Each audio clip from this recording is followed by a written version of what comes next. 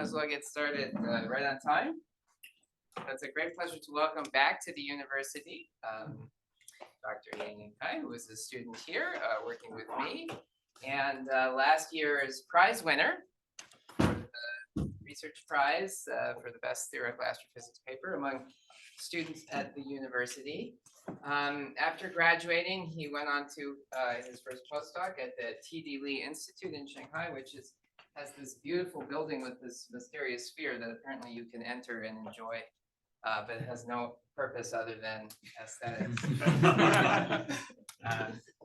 So when I introduce Yangyang, I like to tell a little story. Okay, it's all about me, but it has something to do with Yangyang, which is that the problem he's going to tell you about today, which is the work for which he won the prize, is something I have been puzzling about for a long time. I didn't understand how this could be possible. I wanted to actually derive it, see if it's right. And as his advisor, I gave him all sorts of suggestions about how to solve this problem. And he really made very little progress. And I was getting worried. And then he disappeared for a little while, and I was getting really worried. And then he came into my office, and he said, I solved the problem. And it was because he did it totally differently. He stopped listening to all the bad advice that I was giving him and figured out his own way to solve the problem.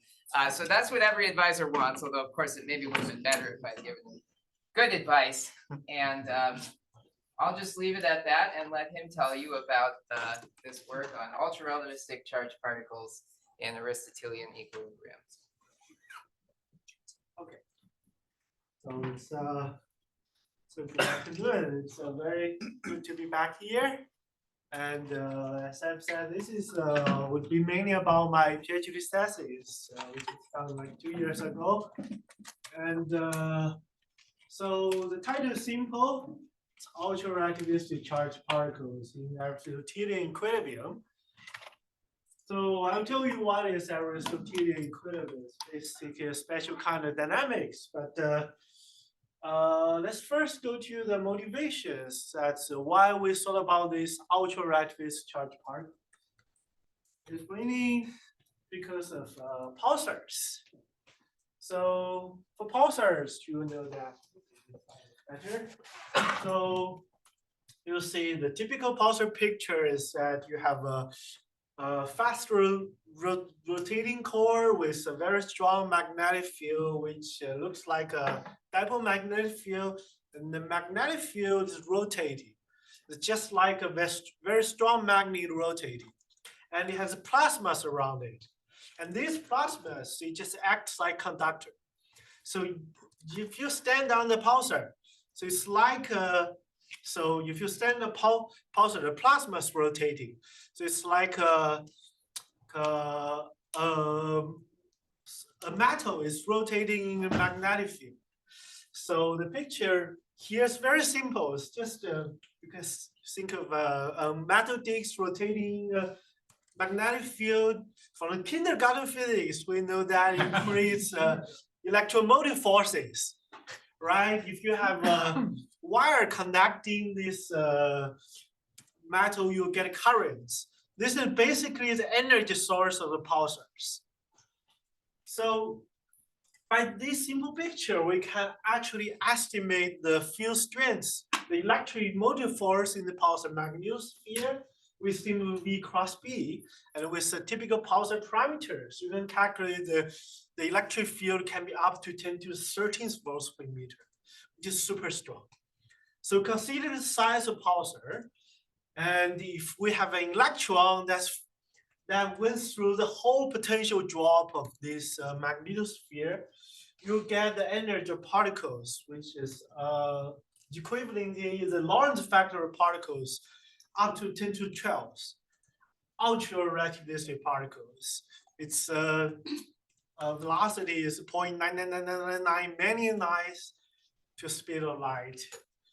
So, and also on other aspects, there are some papers on the observational part. It's about that the Fermi-Lattice collaboration, they observed very unexpectedly bright gamma ray emission from some pulsars. And we still don't have explanations for this gamma ray emission. So that's why we are interested in the behaviors of these ultra-relativistic charged particles. So to start these charged particles, first we must know how they move.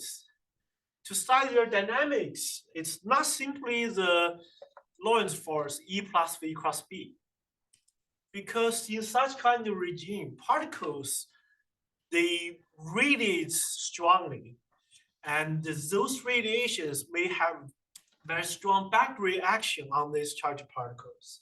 These kind of particles will be described by the equation called Landau-Lifshitz equations.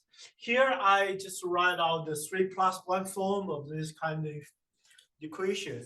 The F here is a usual Lorentz force plus some extra term. You'll see it's super complicated. And just notice that this script E here is a factor that's if you, here I use the Gaussian units with C equals to 1. Then this field strength is like 10 to the 20th volts per meter, which is even bigger than the Stringer limit. So Stringer limit is where the quantum effect matters. But today, we're only going to care about classical effects. So the electromagnetic field we consider here will be much smaller than the Stringer limit, then should be much smaller than this value. And another thing is this R, script R, is just something called classical electron radius. You just remember its size is very small, 10 to the minus 15 meters. So we can take a look at this equation. Basically tells you how does the gamma factor equivalent to the energy of particle evolves. So let's consider that this first term is order 1.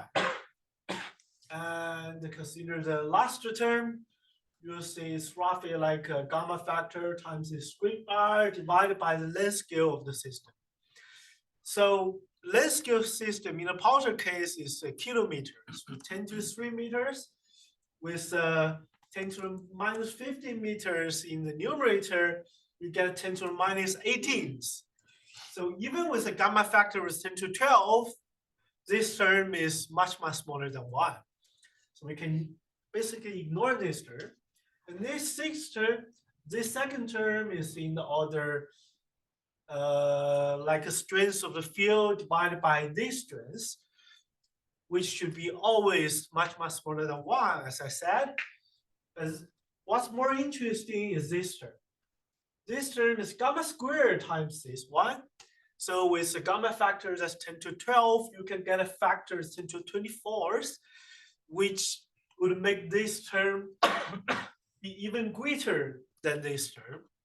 So this is suggesting that there could be a regime that this term is balancing with this term, and the particle's energy stays roughly constant.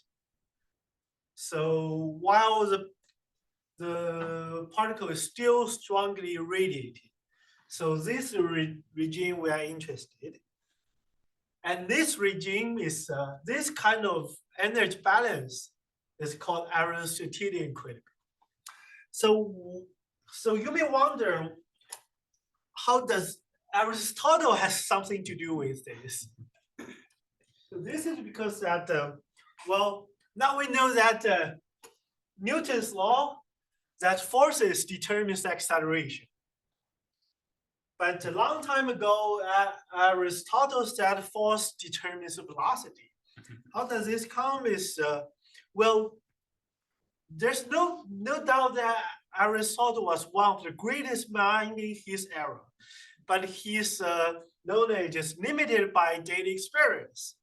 So like this table, if I apply a force to it, well, if I'm strong enough, it will move. But when I stop pushing it, it will suddenly stop. It looks like its velocity is depending on the force I'm applying to it. So that's why he got this conclusion. But actually, even in Newton's physics, there's something similar. There's a very simple example. Consider water drop falling in the sky. We know that it will finally reach a final speed. And because of air resistance, the final speed looks like something like this. it looks like the velocity is determined by the values of gravity. So this something, you can see this in some case as a force determines velocity. So we can find similar things in this dynamics of ultra-relativistic charged particles. We believe that these two papers in the 1980s first brought out that the ultra-relativistic charged particles in the pulsar magnetosphere, they would follow some certain direction. And these certain directions is only determined by the field, local field strengths. So in this case, it's that the field determines the velocity rather than the acceleration. But in these papers, they have a problem. They cannot determine the energy, which is because that this description is under the assumption that the particle is traveling exactly at the speed of light. If you do a more detailed calculation, you'll find out this expression is only a direction. Its norm is exactly 1. So we only have direction here, not energy.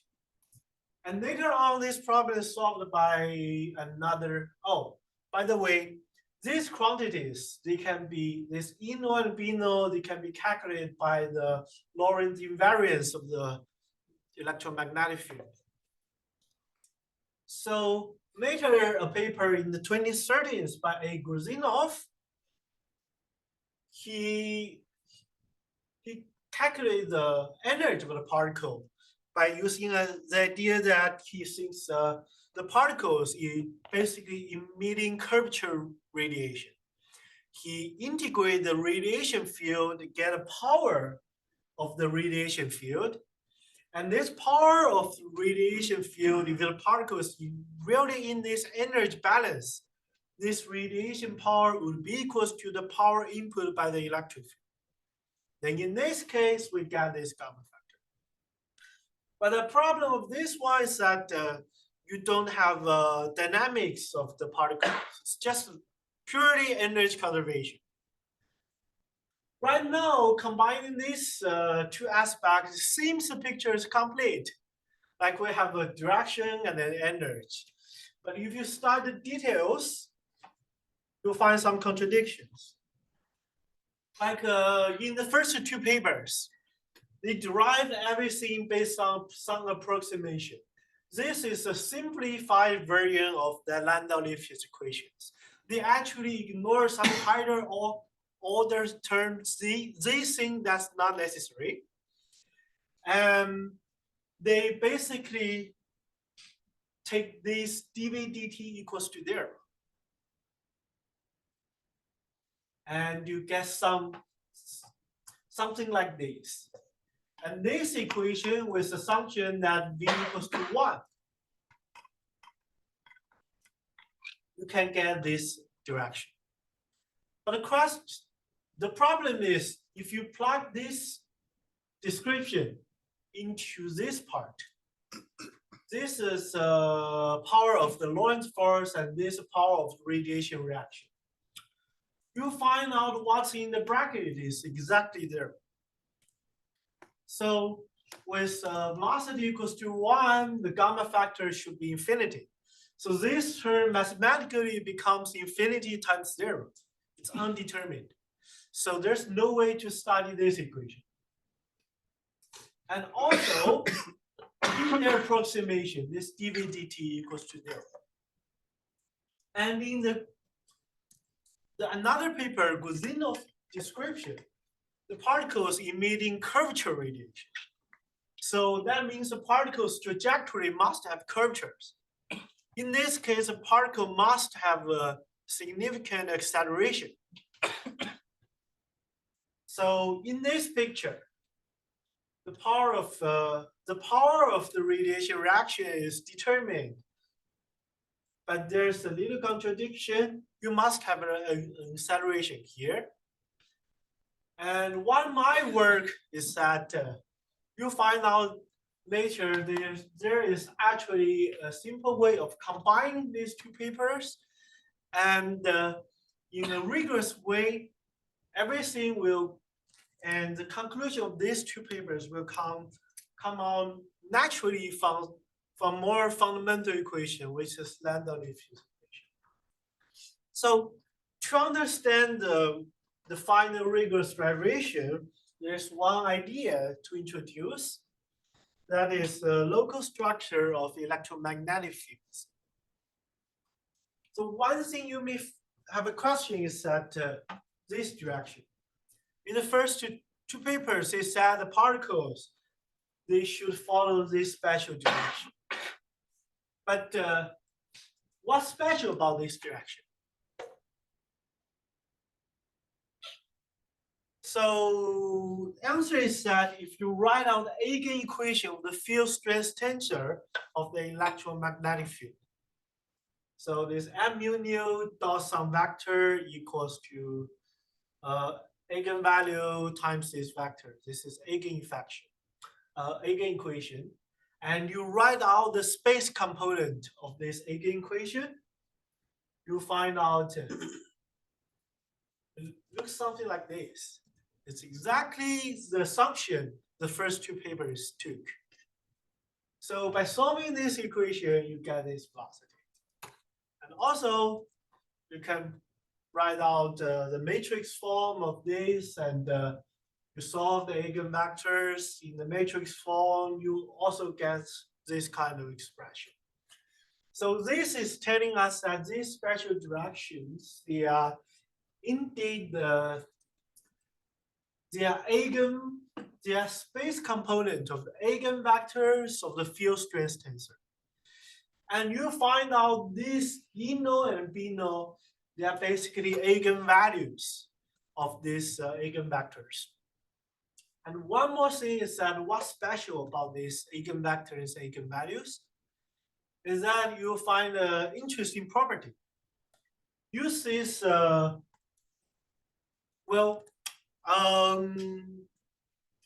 in principle, you must call this 4 vector as eigenvectors, but here I simply just call this 3 to be simple, I just call these 3 vector as eigenvectors, and you can use these eigenvectors to compose a special family of frames, which has expression like this, using V plus and V minus, and you'll find out in this family of frames, electric field and magnetic field, they are always parallel to each other.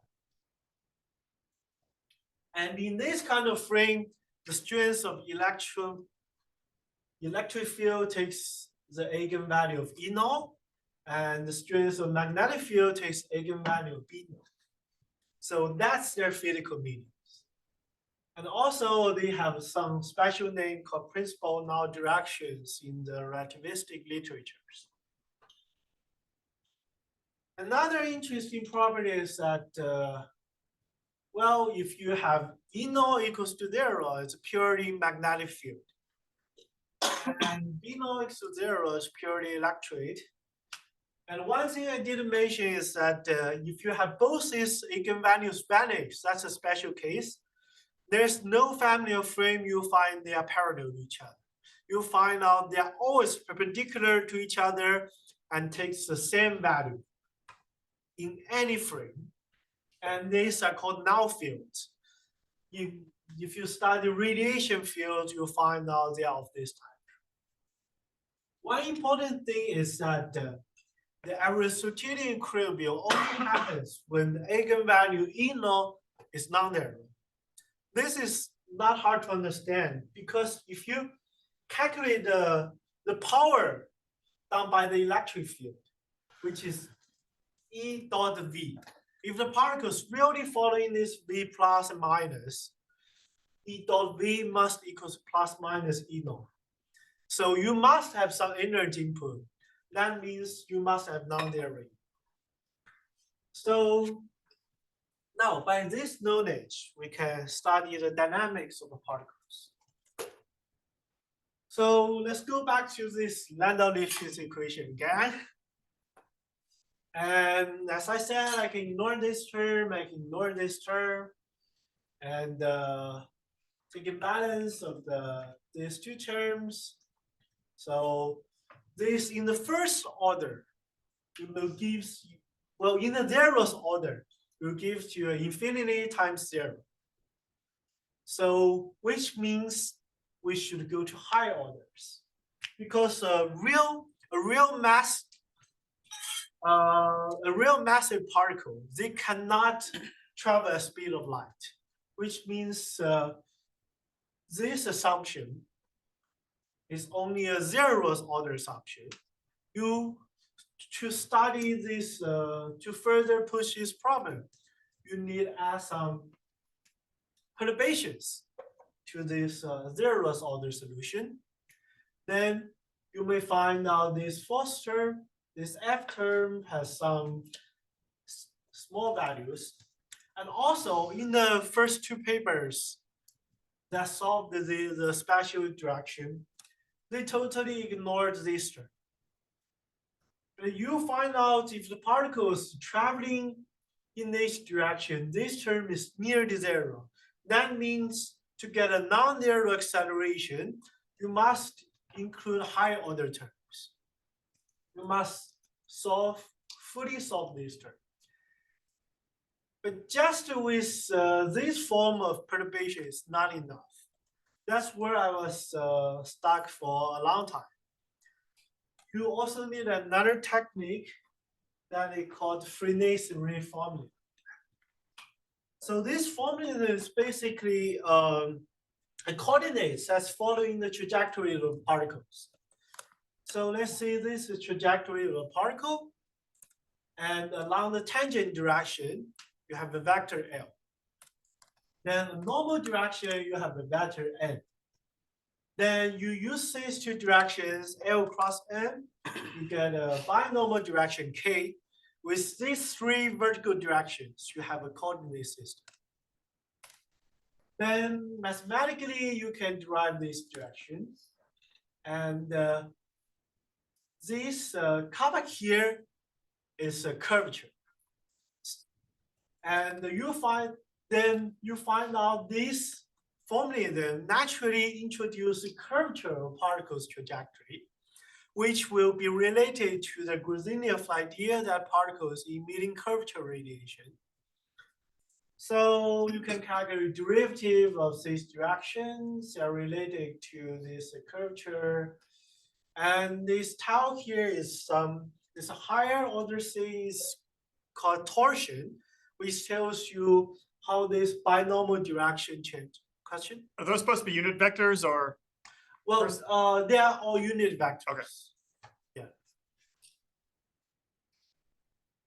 So here, then finally I made my assumption like that the particle is basically following that spatial direction, the eigenvector may plus or minus. And that direction, I take that as this L direction. But the particles has a small velocity along the perpendicular direction. So this L is V plus minus, and the V perp is much, much smaller than 1. And velocity along this direction is roughly 1. Another thing I have to take is that,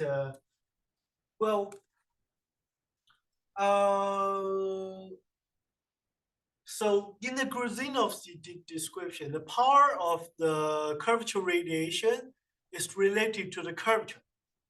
So if the curvature of the trajectory changes, the power of the radiation reaction will change accordingly. If it changes too fast, the particle may not have enough time to, so the particle may not be always in a balanced state. So I have to make another assumption that the particle's energy is changing slowly. This field is not very, very fast. So by these assumptions, and plugging these assumptions back into the Landau-Lipschitz equation, finally, we get these solutions. We find out that Grozinoff's description that the gamma factor comes out naturally from the Landau-Lipschitz equation, which is in this form. But we also get the vperp. This delta here is also some quantity that's only determined by the electromagnetic field. So like this. And then later, I used a simple setup to verify this analytic description. So this, so the red one here is the electric field, the blue one is magnetic field, and this PND here is basically integral curves of the V plus or minus. So these black curves, the tangent of this black curve is that V plus and minus. So this is roughly this is non-physical electromagnetic field, I have to admit. But this is simple enough to test this analytic series. So then I develop a code that solves the Landau-Lifshitz equation numerically. And then I compare the numerical results with this analytic description. Here's the result. And we see that analytic result agrees very well with the numerical result. And here the orange one is the trajectory of the particles. We can see that they are roughly following the principal null directions. But also the small deviation, that vperp, the deviation from the principal null direction is also important. So the full description is that the particle is following that principal null direction, but I have a small drift of velocity perpendicular to those directions. Another thing is to derive the condition of validity. And you'll find out that with this assumption, plugging the analytic form of the gamma factor, and you'll find out this R is the radius of the curvature times E naught to the 3/2 must be much greater than these fundamental quantities.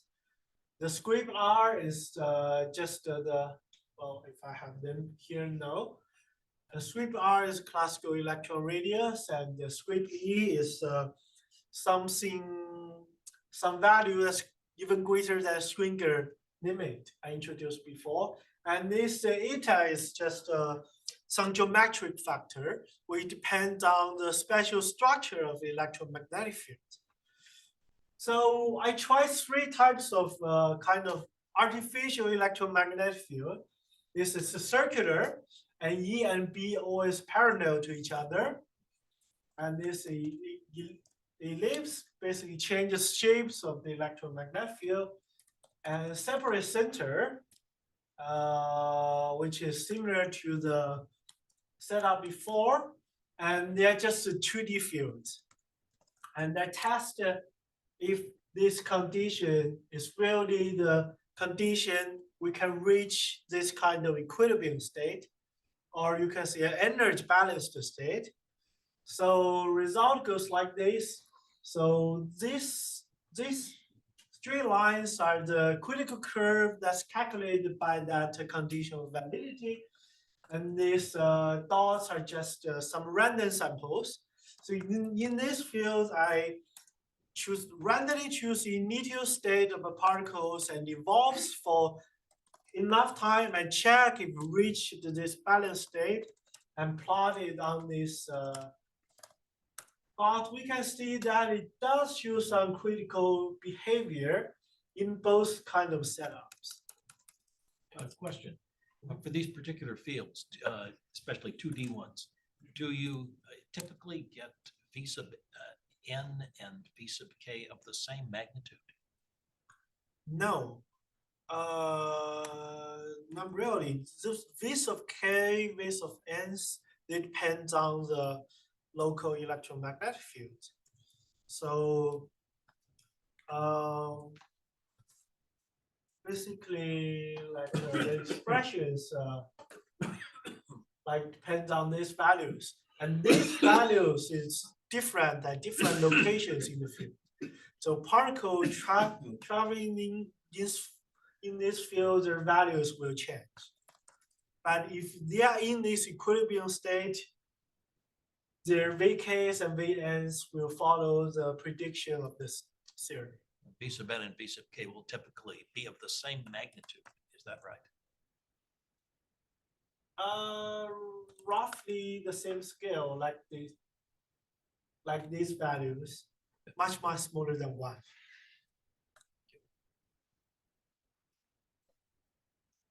So basically, that's the whole story. And there were more technical details. If you are interested in this, you can check my paper. I will talk a little bit about the future of this kind of Aristotelian equilibrium. So, like for the pulsars, there are typically 2 ways of studying this pulsar magnetosphere. One is from top down. That's by the force free assumption. So it's like the particle, the force field by particles in the fluid frame is 0. Basically, it means that plasma screen out the electric field, the particle just have some gyro motions along the magnetic field lines. And to solve the force-free equations, you can get a configuration of pulsar magnetosphere. Another way is from the bottom up. It's from the first principle simulation. It's called particle in simulation, particle in cell simulation. The first part, also Gruzinov in this paper, they simply used that spatial direction and take that spatial direction V plus band minus, take that also as direction of the charge density and plug in and use this charge density, plug into Maxwell equations together with the force-free equations. He solved the whole magnetosphere. And so this is just an archive paper, not very official. His results is pretty rough, but I found out that there are 2 groups of people did this problem more seriously.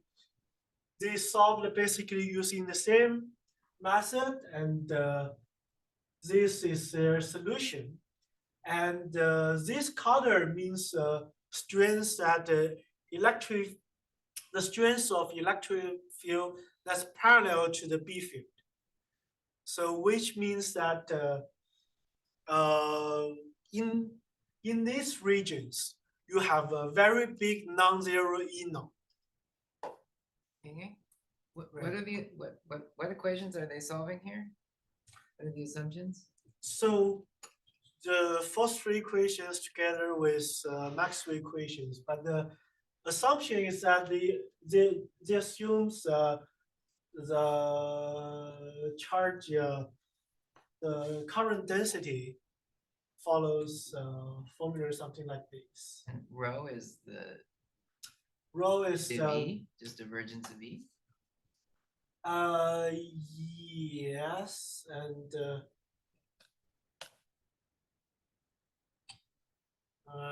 let me see. Or is maybe rho something else?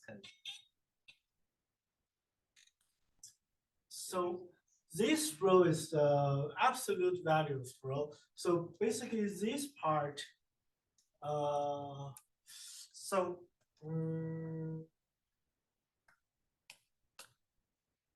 there are some detailed derivation.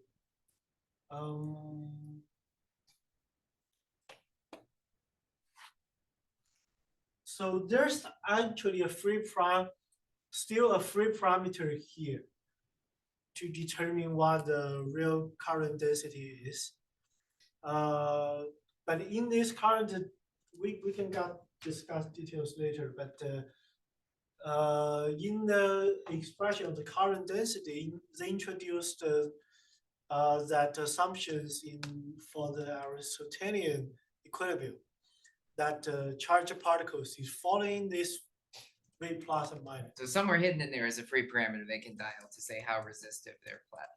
Yes. Okay, that's what. Yeah. Okay. Yes, basically this copper parameters here. This Okay. is just a short introduction here, but just in case someone is interested. And this is solutions, and this is one way to go. Another way to go is more like I'm aiming to is just in the particle in cell simulation.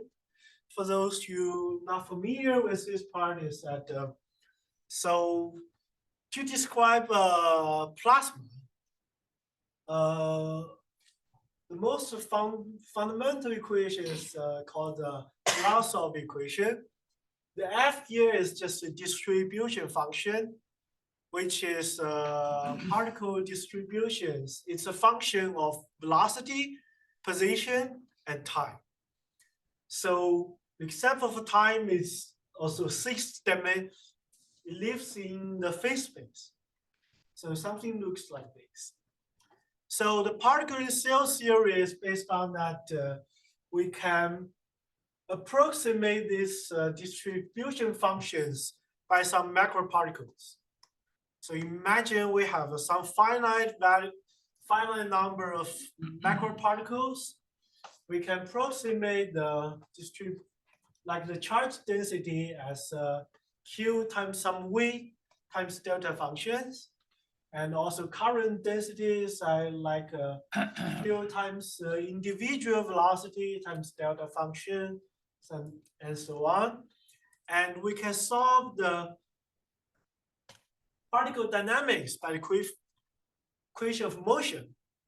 When I solve the particle's motion using the electromagnetic fields, then I use the location of the particles, velocity of these particles, to get a continuous charge density and current density, and plug these two into the Maxwell equations. And I can get a solution with the field. And use this new field, I can push the particles again, and particles push, I can get a new current density and so on, and then solve a new field. So by this iteration, so it's basically many particles moving in the cells of the fields. So that's why it's called a particle in cell.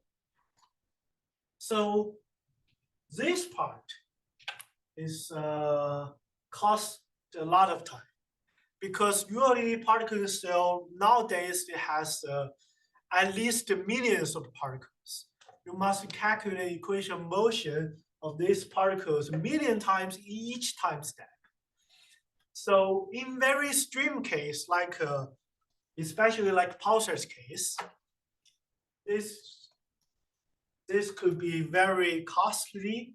And also in many codes that study relativistic peak, they only have this Lorentz-Foster.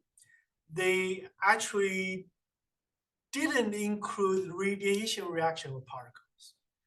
This is mainly because that, well, the radiation so if a particle is emitting curvature radiation, that frequency is very high.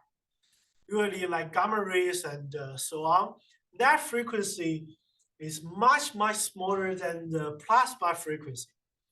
So which means that for the particle in cell, which is simulated using time scale that's related to the plasma frequency, which that time scale is much, much greater than the time scale of curvature radiation. So even you include some radiation reaction force term, with that big time step, you cannot correctly characterize the radiation reaction.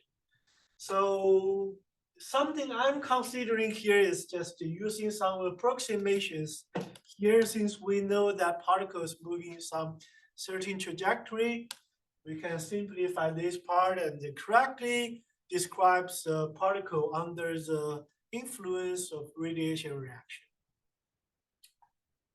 So if you are interested in this direction, we can discuss more. And thank you.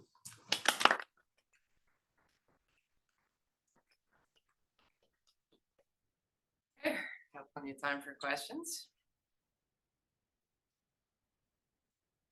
So early on, you mentioned that the strength of the electric and magnetic fields is higher than the Schwinger limit.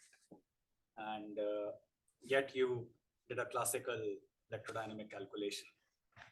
So how would you justify that? Oh, actually, I think you mistook what I meant. What I meant is the electromagnetic field we consider here should be much weaker than the Schwinger limit. Okay. So we don't care about the quantum threshold. So what about the actual electromagnetic fields that are present in pulsars? Are they weaker than the Schwinger limit? Well, typically? in the most cases, they are much smaller than the Schwinger limit, because so this let's go back to that value. Yeah, here this value is like 10 to the 16th Gaussian. The Schwinger limit is like 10 to the 14th Gaussian. So if you are considering magnetar, you might reach a Schwinger limit at 10 to the 14th. But for most pulsars, it's like 10 to the 10th or up to 10 to the 12th. It's still like 100 smaller than the Schwinger limit. This is the magnetic field, right? I mean, Yeah. you were also asking about the electric field. The electric field, like this number 10 to 20 volts per meter, like the estimation made before, that was 10 to the 13th volts per meter. That's basically like a maximum electric field you can reach in the pulsar magnetosphere.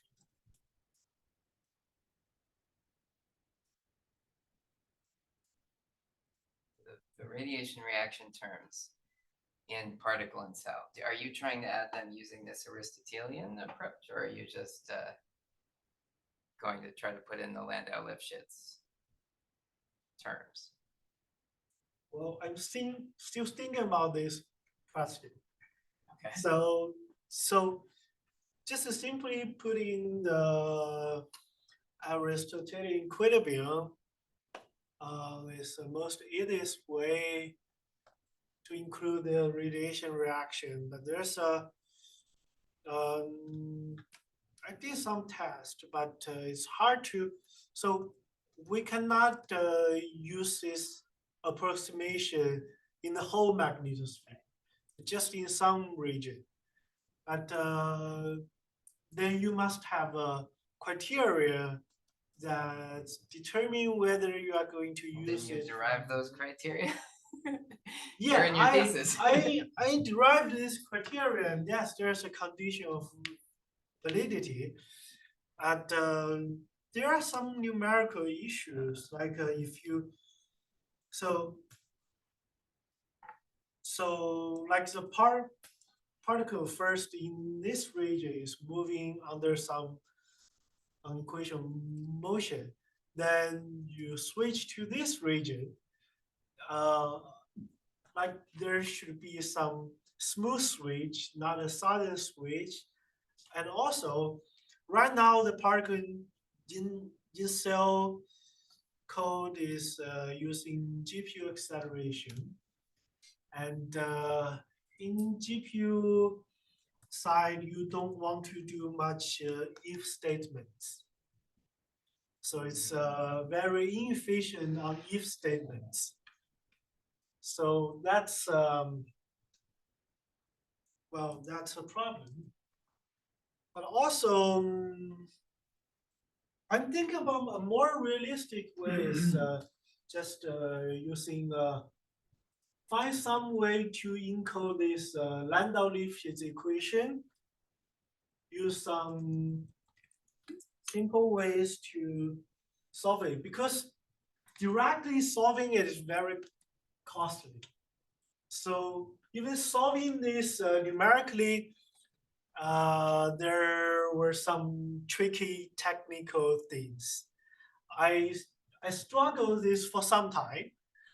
It has to use some implicit methods, and because this equation actually is stiff, and so numerically solving this equation itself, I used the fourth order implicit Ronco-Kutta method. This is not realistic in peak simulations. And also, I'm trying to find some approximations to solve these things, and maybe like some new technologies like machine learning could solve this thing. Well, and another problem solving these equations is the time scales. So in these things, you must have to correctly solve that, you must have time scales that's much smaller than the time scale of plasma. So it's also not realistic to solve them directly in picos. You must have some approximations to solve these equations in bigger steps. Okay, quite an answer. Yeah. So on that note about timescales, if you use this Aristotelian stuff and model the velocities just as analytically, then you get rid of the timescales associated with that. Do you still have those short timescales with calculating the electromagnetic fields, or are those much longer? Well, finally, I can successfully employ those analytic, since the time scale won't be a problem. It's just the particles, we just follow those descriptions. That answers your question. Well, because you still would have to update the global electromagnetic fields, wouldn't you? Yes. What's the timescale associated with that? No, not really. This so this radiation reaction, because the frequency of the radiations is much higher than the plasma frequency. So these kind of field variations will not appear in the pico. So in the pico, the evolution of electromagnetic field will be in the time scale of the plasma. Higher order frequencies will be ignored.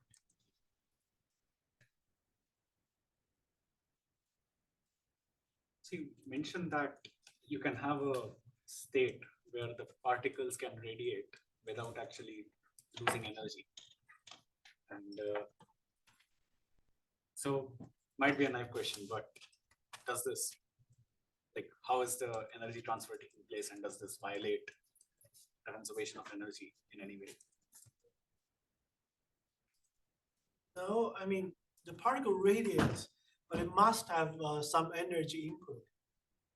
So like, that's why the E norm must be non-zero. The electric, you must have some non-zero electric field to put in the energy to the particle.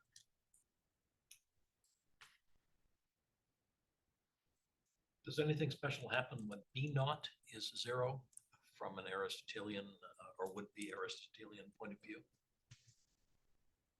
So, actually, no, nothing interesting. But B naught is zero basically means locally it's just a pure electric field, and this I think this case is very rare in astrophysics. So really not very interested. Yes.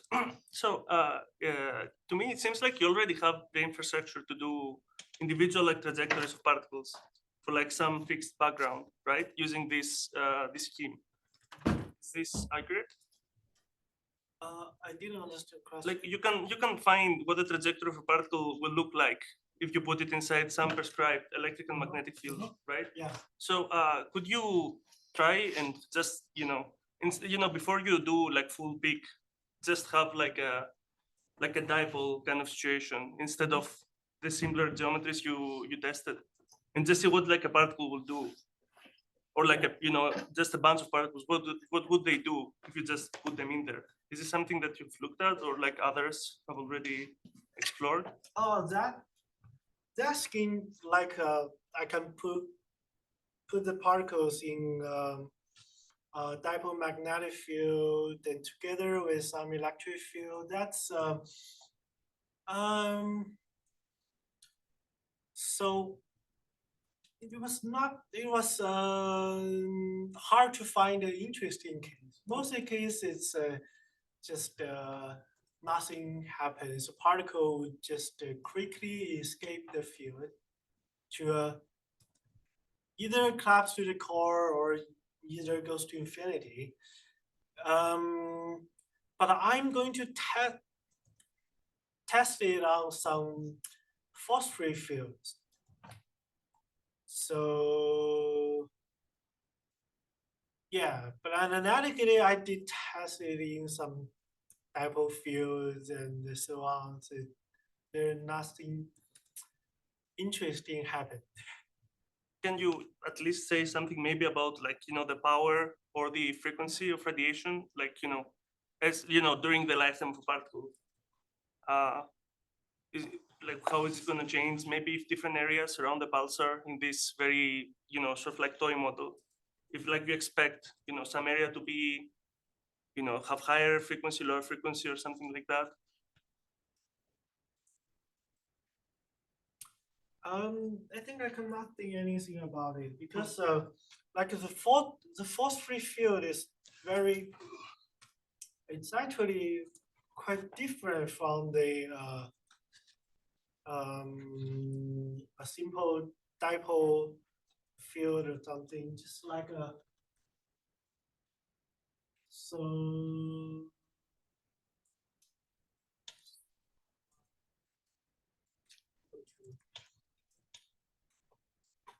It's like this one, it's more realistic. So you can see basically like in these things, these are actually location of the current sheet. The AE dynamics will only be interesting within this current sheet.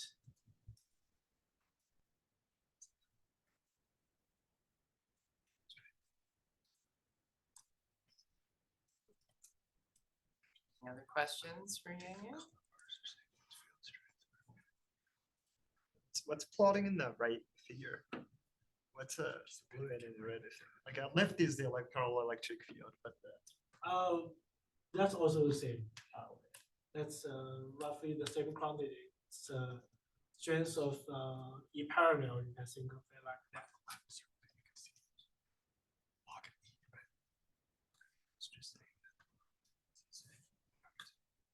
Anything else?